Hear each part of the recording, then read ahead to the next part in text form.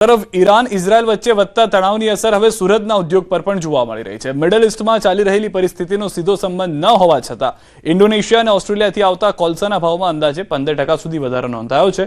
Shipping ચાર્જીસમાં વધારાને કારણે સુરતના ડાઇંગ પ્રિન્ટિંગ ઉદ્યોગકારો પર વધારાનો આર્થિક બોજો ઊભો થઈ ગયો છે।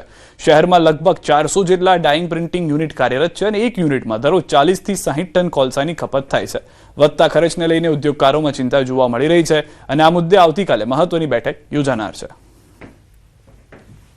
કોલસાનો ભાવમાં લગભગ મેં તમને કહ્યું તો એક ટન જેનો 4000 રૂપિયા ભાવ હતો, જેની કેલોરિફિક વેલ્યુ એટલી ઊંચી નથી, તેનો લગભગ 5000ની આસપાસ થઈ ગયો ભાવ 4800 થી 5000 રૂપિયા છે।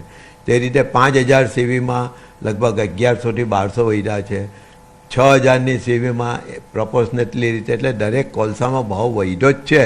પરંતુ હવે આ ભાવ વધારો આટલો અટકી રહે તો અમે લોકો પણ મીટિંગ કરીને અમને કેટલી રૂપિયો કે 100 રૂપિયા કે 2 રૂપિયા જે કોસ્ટ અમારી ઇનપુટ વધેલી છે એ અમે ભાવ વધારીએ તો ટેક્સટાઇલ ઇન્ડસ્ટ્રીને, પ્રોસેસિંગ ઇન્ડસ્ટ્રીને બહુ વાંધો આવે એવું નથી। તો હાલમાં ઉદ્યોગકારોનું કહેવું છે કે તેટલી લાંબી અસર જોવા નહીં મળે, પરંતુ જે છે તે વોરના કારણે એટલે કે યુદ્ધના કારણે પેનિક પ્રાઇસિંગ જે છે તે જોવા મળી રહ્યું છે। Iran Israel